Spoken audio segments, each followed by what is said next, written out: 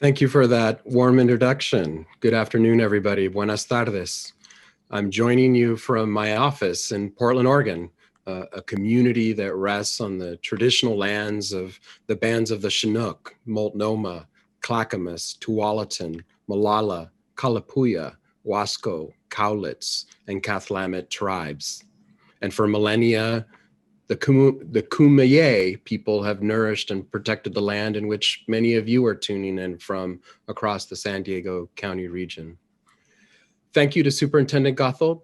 Your impact is being felt even here in Portland. Please know that. I believe one of your former high school students, Naila Connor, now serves students of Portland here on my team. I also want to thank Dr. Jeanette Rodriguez-Chen and Dr. Bagula for inviting me to share a few reflections on leadership, racial justice, and consistent with the theme of the conference, how the love for our students drives our work.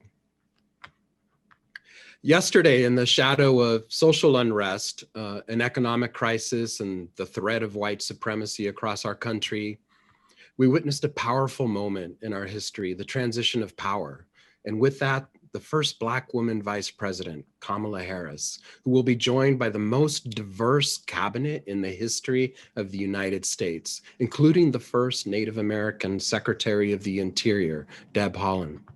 This is happening in month 11 of a global pandemic that has fundamentally impacted how we live and how love shows up and how we teach and lead. And this in the middle of a long overdue national reckoning on racial injustice that has brought young and old to the streets to declare that Black Lives Matters, even as white supremacists are attempting to dismantle any signs of progress. Here in Portland, youth and activists continue, despite the tear gas, to be on the front lines of racial justice, leading with moral authority and resounding conviction that Black lives matter, that we must do better for every child and family who is facing the consequences of this public health crisis, especially for our Black, Native, Latino, and communities of color, and that we must swiftly mitigate the impacts of climate change.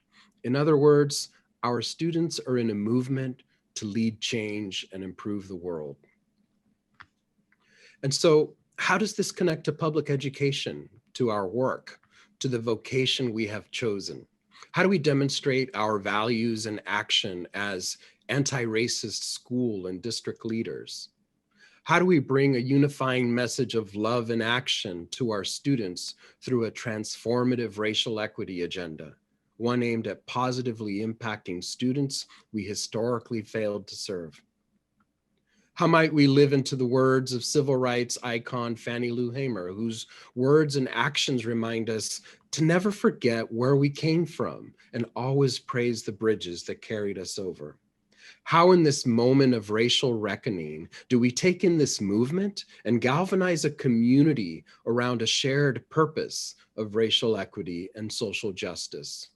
And what does it look like to truly center the voices and experiences of our children and youth, especially Black, Native, Latino, and youth of color, whose voices we've neglected for so long? Are we listening? What are they saying? Here in Portland, we've been on a journey to reimagine public education in ways that are bold and unapologetic in committing ourselves to braiding racial equity and social justice strategies into all we do, especially in the instructional core. And it really is a journey, because year 4 of my superintendency is the most challenging season of my almost 30-year career.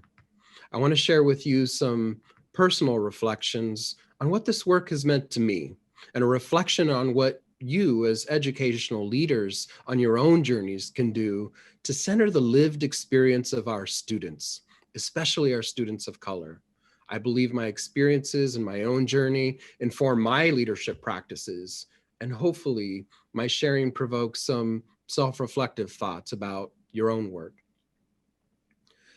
So before I was the superintendent of Portland Public Schools, and even before I imagined myself in front of a classroom, I was and will always be the son of Maria Rosario an immigrant from Zacatecas, Mexico, daughter of a tall, green-eyed Spaniard and a short indigenous woman.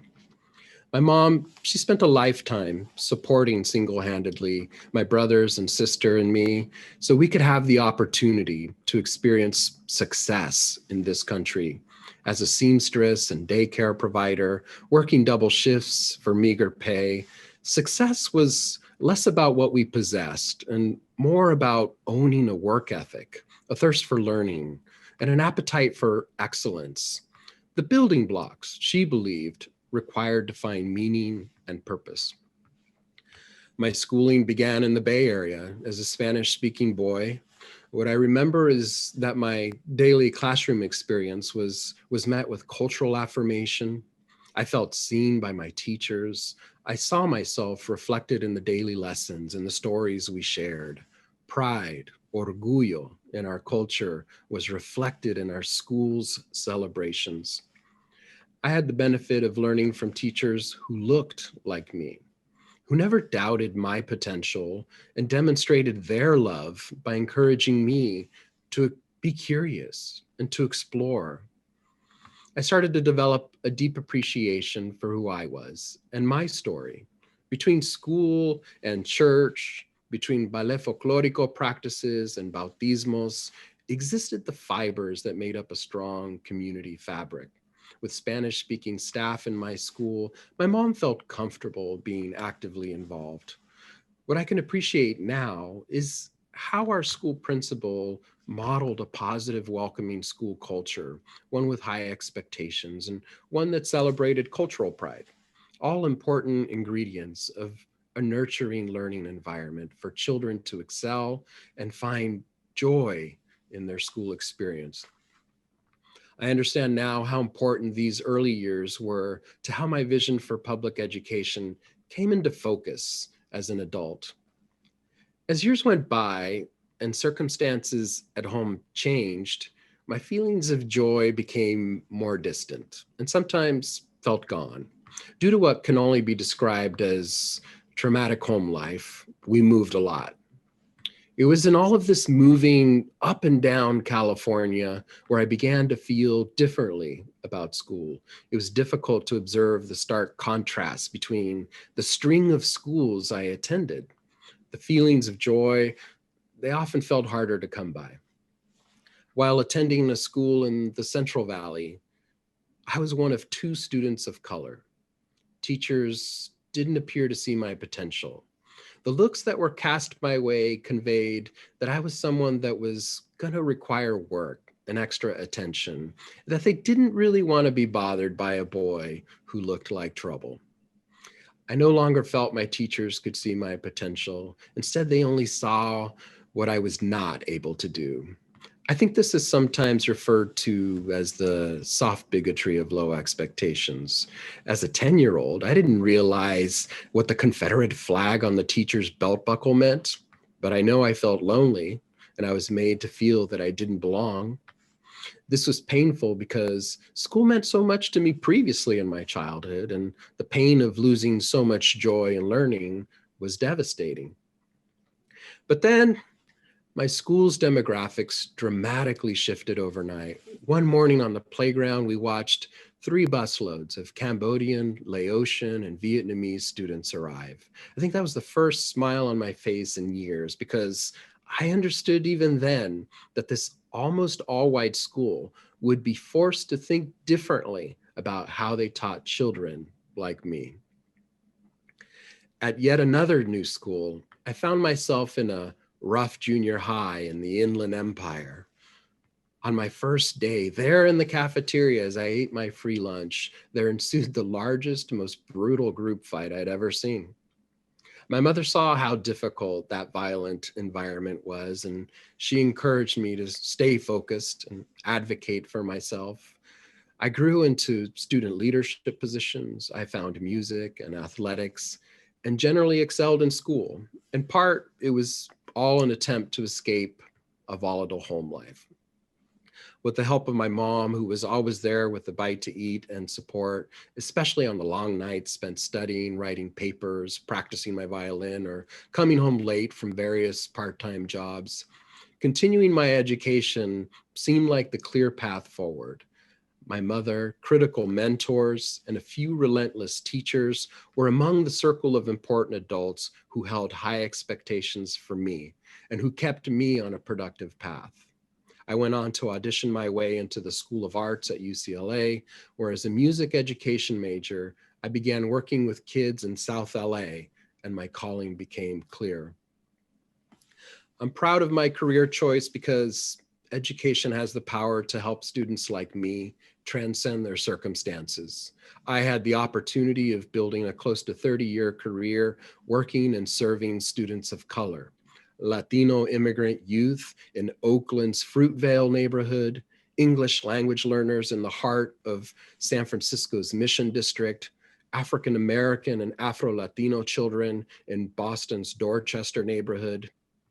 And after a couple tours through the Harvard Graduate School of Education, I had the opportunity to work as the assistant superintendent charged with leading school turnarounds in the San Francisco Unified School District, back in the neighborhood where I first started my career as an educator and where I first experienced a positive and affirming school culture as a child. I share all of this with you because for me, this is personal. The collection of my formative experiences have helped to shape who I am as a leader. I'm in the middle of year 4 of my first superintendency. I'm deeply honored and humbled to serve the students and families of Oregon's largest school system. Like many of you, I've held various education and leadership roles as a parent coordinator, a para-educator, bilingual elementary teacher, literacy specialist, turnaround principal, and central office administrator. But my end goal was always to become a superintendent, not because of the title or any rush to be in the seat, but because I saw it and continue to view the opportunity as one way to make an exponential impact on the lives of students. And that's why I didn't hesitate when offered the opportunity to come to Portland, even though the district, well known, faced a number of challenges. A newly elected school board described a school system that needed the benefit of a refreshed sense of direction and espoused a deeper commitment to change the trajectory for students of color. Never could I have imagined a year or 3 fraught with so many unprecedented challenges. And that's not mentioning this global pandemic. Deciding to move to Portland is one thing, actually experiencing Portland is another. As a man of color joining this community, I felt and continue to feel Oregon's long and troubled history on race. In fact, many of my experiences bring me back to those days in middle school. Not only am I the first Latino superintendent in the history of Portland schools, I'm only one of 8 superintendents of color among 198 in the entire state. PPS's history of race relations mirrors our state's. For close to 170 years, Portland's and frankly, all of Oregon public education's failure to educate communities of color, especially Black and Native American students, is part of the deep institutional and cultural racism that continues to exacerbate the inequities we see throughout the US today. In fact, the origin story of Portland Public Schools is one that centers Black children, not as children to be educated, but as burdens to society.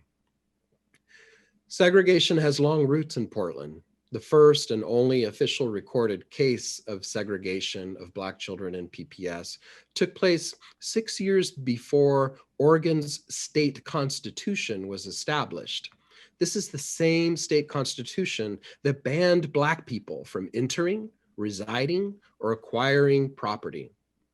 After repeated attempts by a Black father to enroll his children into public schools, the Portland School Board denied his efforts, explaining their reasoning for why they couldn't integrate schools by saying, if we admit them, meaning African-American children, the next year we will have no money to run the schools. Following the landmark Supreme Court ruling of Brown versus the Board of Education of 1954, and despite Portland Public Schools' de facto segregation practices, the Portland Board of Education still took the position that PPS had a policy of equal education and that it would take no action regarding segregation. This racist, colorblind view persisted unchallenged until 1962, when the local chapter of the NAACP accused PPS of being segregated and unequal for Black children. PPS commissioned a committee who wrote a report, but did little to address the continued concerns from the Black community and the NAACP. 2 decades later, to address the failure of the Board of Education to take action regarding the needs of Black students, Portland's Black leaders established the Black United Front, and in 1982, protested the school board's decision to eliminate the only elementary school within the Black community, Harriet Tubman School, without any testimony from the Black community before or after the decision. I share these moments in our history to reflect on two narratives that emerge about us as a community, and I think it's perhaps applicable to you in San Diego or wherever you're tuning in from. One narrative shows a carefully threaded needle in our history about oppression and undervaluing the experiences of our students of color, our Black students. It speaks to the roots of anti-Black racism embedded in our systems. It speaks to the institutional refusal to hear and accept as truth the lived experiences of those most impacted by our decisions. But there's another, more powerful narrative we need to hear, a narrative of resistance and resilience. It illuminates the struggle of Black people, challenging the systems, paving the way for students like me to reach for bigger goals, to become a superintendent. What's your community story? Are you supporting resistance? Are you paving the way for the Black student who will be superintendent one day? This work of school district transformation and the underlying racial equity and social justice agenda that is required is deeply personal to me and to others. And this ongoing struggle for justice, educational or otherwise, is emotionally and physically taxing. With Portland just north of California, you might know a bit about the community climate here.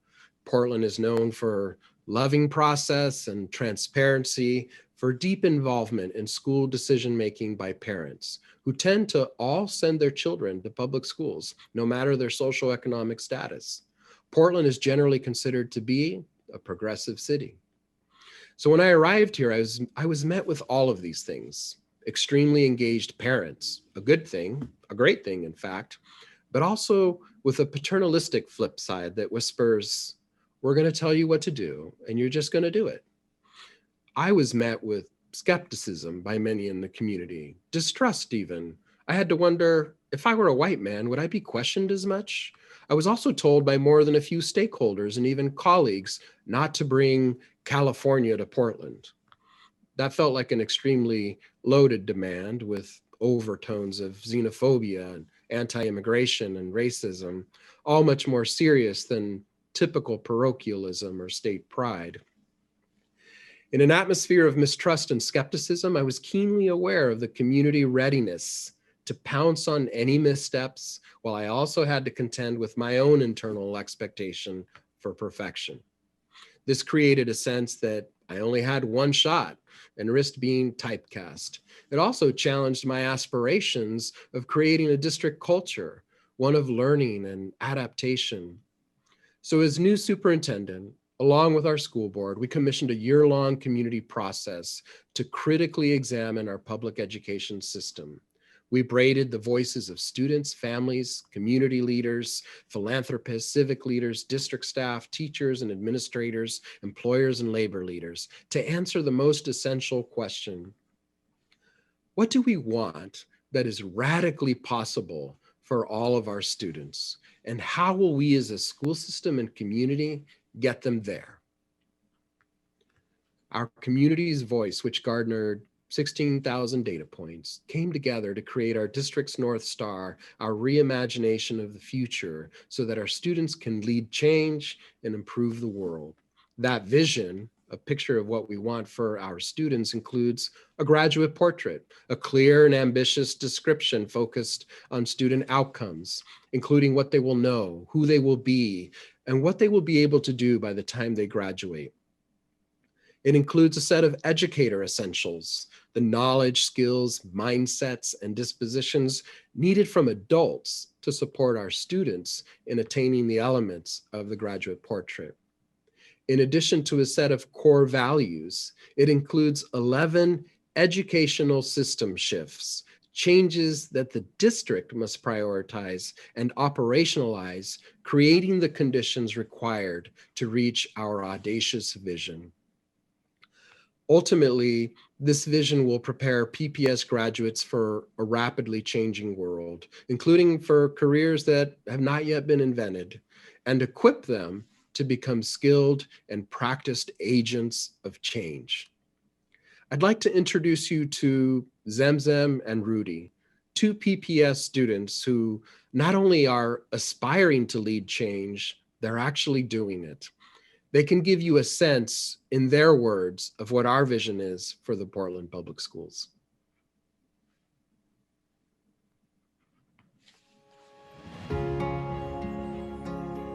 I think what's unique and powerful about the vision for the Portland Public Schools is that our graduates will have all the requisite knowledge that they need to be critical thinkers, but it goes a step further. It compels us to ensure that we grow and cultivate students who are also empathetic, compassionate, and ready to be change agents in our world. Being a Roosevelt Rough Rider, it means a lot. It means respect and integrity, embracing our diversity, and live in resolve. One moment that inspired me was participating in BSU. I felt like the teachers really were supportive. They all showed up for the Trayvon Martin Hoodies Up Day. We had teachers and staff wear Black Lives Matter hoodies, and they really understand that the diversity here at Roosevelt is really important.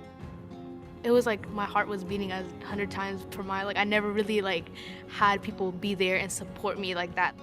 Roosevelt is a place where you feel included, you feel like your futures matter, you feel like your life matters too, you know? So for me, being here, I felt like it was a second home.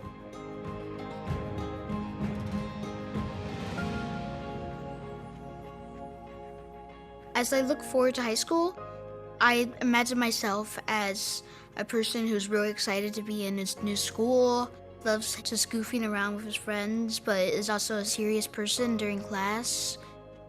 I want to be a professional golfer, but that probably won't work out, so maybe a lawyer, that would be cool. And I could get to defend people that I know are innocent. I want all schools to be a place where people can be themselves, a place where people aren't judged by the color of their skin or what they believe in.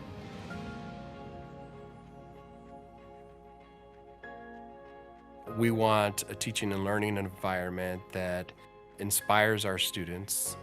We're so fortunate that Portlanders have understood that when our youth have built spaces that support visual and performing arts, career and technical education, tech-enabled classrooms, science labs, when our students have access to those environments, it better prepares their ultimate success.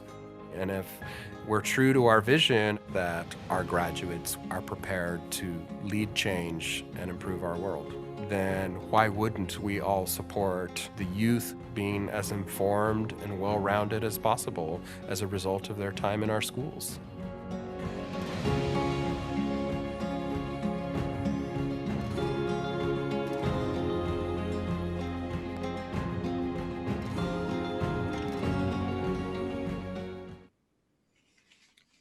There's many reasons why I wanted to share that video with you this afternoon, but let me highlight one. I hope that this clip serves as an optimistic reminder that despite this challenging season in our lives, we all have Zemzem and Rudy's in our schools who are dreaming about the endless possibilities in front of them.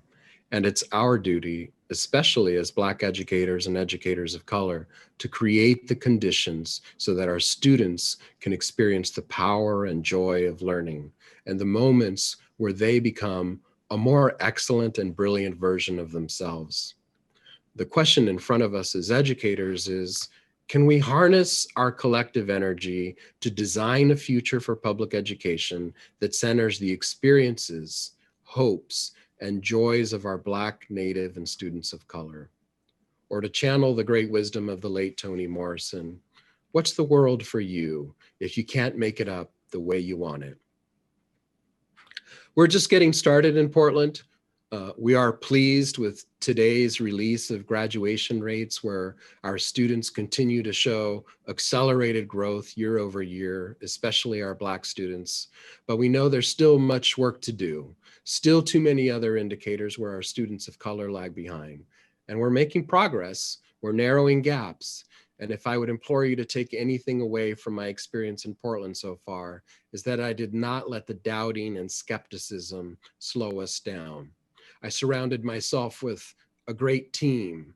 I worked hard to build and cultivate relationships, put a great deal of my energy into creating a shared vision for our organization, and hold my colleagues accountable to that vision.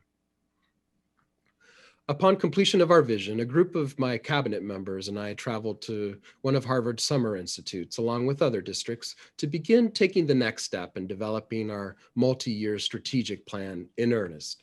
Charged with carrying the voices of our colleagues, parents, students, community partners, we wrestled with prioritizing all that was before us. We debated how to strategically embed our commitment to racial equity throughout the entire fabric of our transformation so that it would be disruptive, explicit, and embedded in all our work moving forward. When we drilled down to our approach to prioritizing student groups, our discussions intensified. Even though we spoke of the importance of racial equity and social justice in all the elements of our vision, we grappled with our defensiveness, our own privilege, our blinders, and accepting that true transformation required us to be honest about the legacy of our racist history and our responsibility as leaders to name it. The conversations were heated. There were tears and, frankly, a huge amount of fear and fragility. Fear that I would be run out of town, fear that I was being traitorous to mi gente, and fear that after naming this, everything would break. When we shared our draft theory of action to critical friends in other districts, it was met with concern and surprise.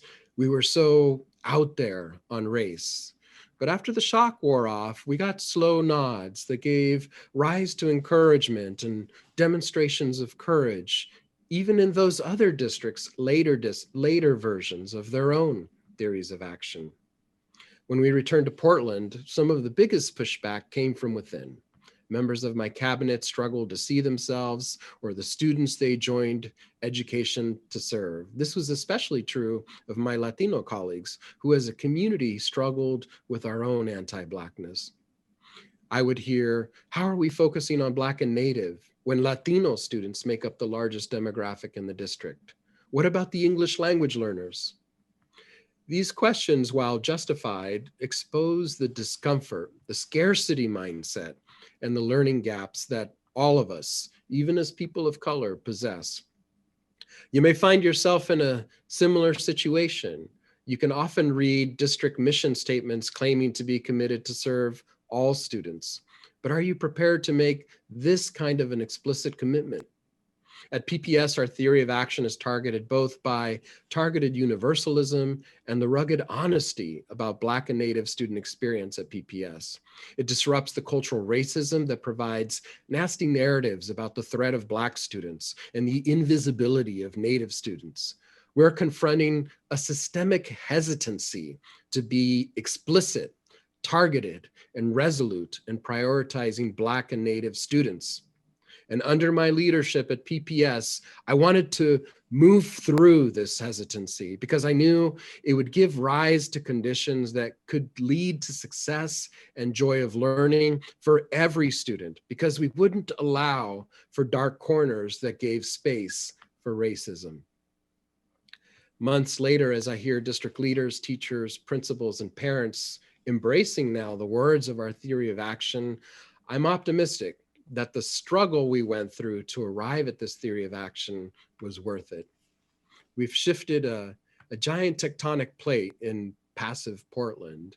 We've named what stands in our way, and we're coalescing around strategies that are specifically directed and differentiated to support the student groups most affected by systemic racism in their institutions, including their school system, our school system. As superintendent of Portland Public Schools, I bring all of my past personal and professional experiences to my role. Pictured here is my first official class of students back in the early 90s. I was a fourth grade Spanish bilingual teacher, arguably the best year of my professional career.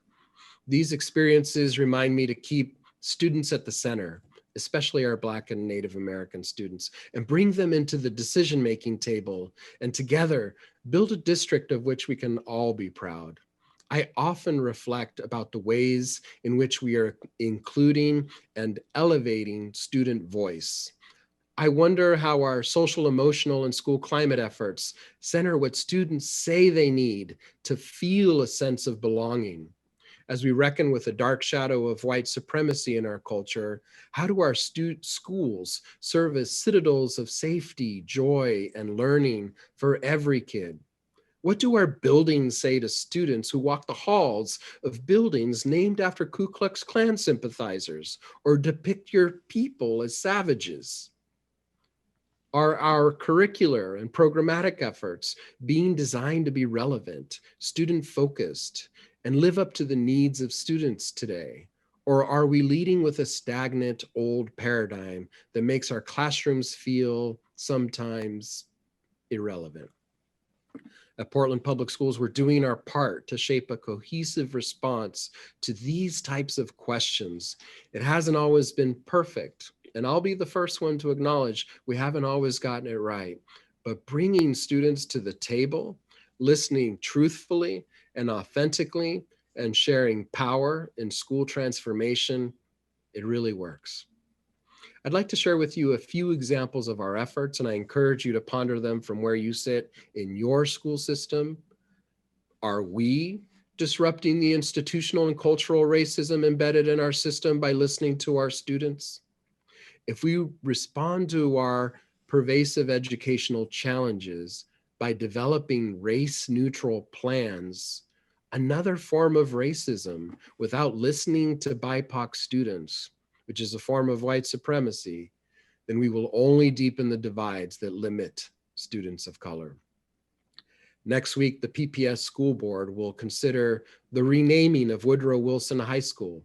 Presumptively, for the first time in the 170-plus year history of the Portland Public Schools, students will walk through the doors of a school named in honor of a journalist, activist, mother of four, tireless, fearless champion of racial equity and social justice, a Black woman, Ida B. Wells Barnett. To tell you what this historic moment in the long history of Portland means, here are students from the soon-to-be Ida B. Wells Barnett High School. So what put Ida B. Wells Barnett over the top? Not just her work as an investigative journalist who fought against lynchings and co-founded the NAACP, there was another key factor tied to her fight for women's suffrage. She also directly went up against Woodrow Wilson. We get to acknowledge who Wilson was while also showing what could be. Like, we should be moving towards the path of equity and fighting against who Wilson was. The district is expected to approve the name change before the next school year. It would end this part of Wilson's legacy and continue another. And we want to do something in memoriam of him that will last for a long time. In 1968, days after Dr. Martin Luther King Jr. was assassinated, a group of Black Portland students petitioned the district to rename what was then Highland Elementary in his honor. Weeks later, they were successful. Decades later, in 2018, KGW met up with one of those students. Her daughter and granddaughter both went to school here, proud of the name. What we wanted the legacy of the school to be. the history and what we want the kids to stand for. I asked the students fighting to go to Wells Barnett High if the legacy of their work has hit them yet. It's just mind-blowing to think about it, how we actually made that change and people will actually feel comfortable about going to Ida B. Wells Barnett High School. As a Black woman myself, just the disgust I felt seeing that big Wilson W and what it represented. It's just amazing that we're finally here. I'm just so excited. Maggie Vespa, KGW News. As you can see by their genuine excitement, we have the opportunity to channel the leadership of today's youth and build upon the decades of work by Black, Indigenous, and communities of color to disrupt the cultural and institutional racism that permeates our own systems. I want to be clear, and we have to be careful. This isn't a performance. It's tempting to dive into small tasks that journalist Charles Blow termed as feel-good gestures that cost nothing and shift no power. They create no justice and provide no equity. Instead, just like he implores us, we must do more than performative symbols of solidarity.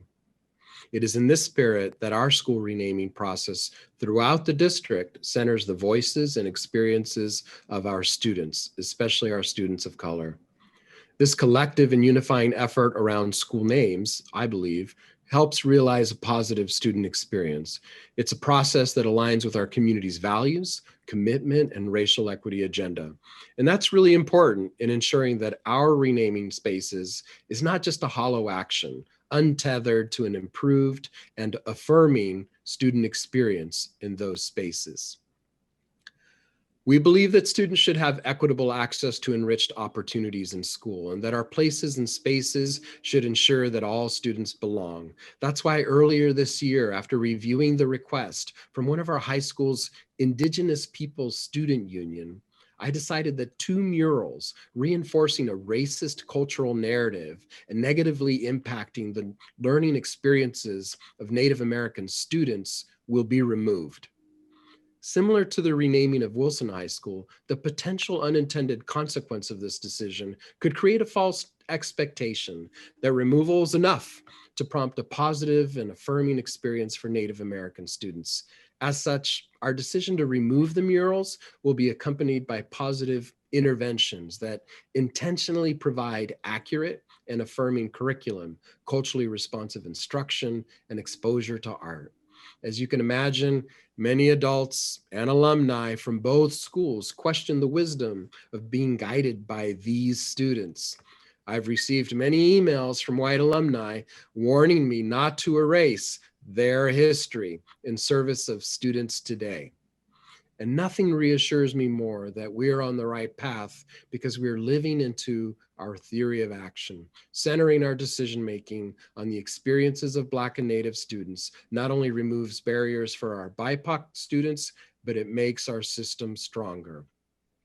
There's a number of other examples: our work on climate justice, comprehensive work in ethnic studies, and arts education. As a classically trained violinist and an educator, I know the power of arts and education in strengthening a student's ability to see a problem from multiple perspectives and to understand that the world can be interpreted in a myriad ways. I also know that arts education allows all students, but especially students with language barriers, the ability to demonstrate their knowledge without being strapped to their linguistic emergence.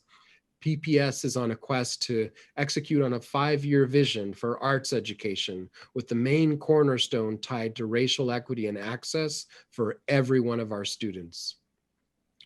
For administrators, it's not about a single decision. It's about the combination of our willingness to listen to our youth, to center our students of color, to have the courage to interrupt the systemic barriers, improve organizational cultures, and challenge pervasive narratives, all in service of our educational mission to improve our school systems. We have a big impact as administrators, but no matter what job and education I have held along the way, I reflect on a handful of experiences that have shaped my leadership practice. As a boy who experienced joy in some schools and loneliness and isolation in others, compounded by a traumatic home life, I cling to school as both an escape and an opportunity. As a first-year teacher, Martin, he challenged me to see him not as the class bully, but as a talented writer with a big heart. As a new principal, when Joanna showed up as a new student to this country and sorely needed emotional support and someone to support her to learn to read.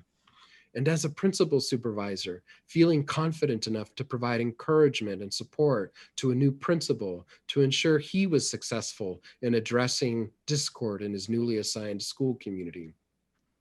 This constellation of experiences grounds me through the challenges of being a man of color and bolsters my courage and resolve to lead racial justice work.